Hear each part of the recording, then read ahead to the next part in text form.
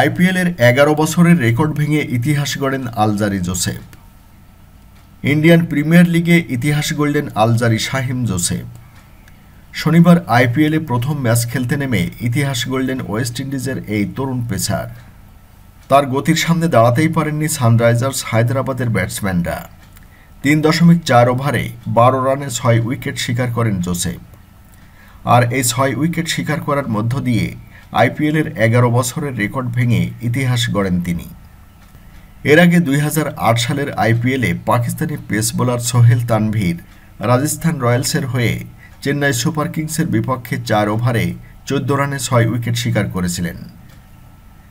সোহেল তানভীরের সেই রেকর্ডটি স্থায়ী ছিল টানা ১১ বছর। লম্বা সময় পর তার সেই রেকর্ড ভেঙে শনিবার নতুন ইতিহাস গড়েছেন আলজারি জোসেফ। ২২ বছর বয়সী জোসেফের বোলিং তোপের মুখে পড়ে হেরে যায় সাকিবহীন হায়দরাবাদ। শনিবার হায়দরাবাদের রাজীব গান্ধী স্টেডিয়ামে জয়ের জন্য স্বাগতিকদের প্রয়োজন ছিল মাত্র ১৩৭ রান। কিন্তু এ মামুলি সংগ্রহও টপকাতে পারেনি আলজারির অবিশ্বাস্য বোলিং নৈপুণ্যে।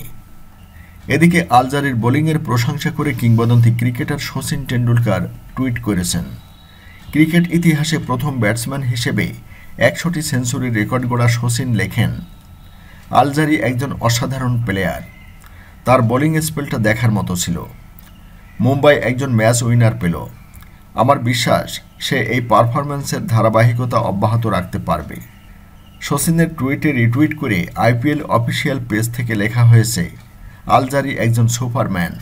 সে প্রকৃতপক্ষে একজন চ্যাম্পিয়ন বোলার।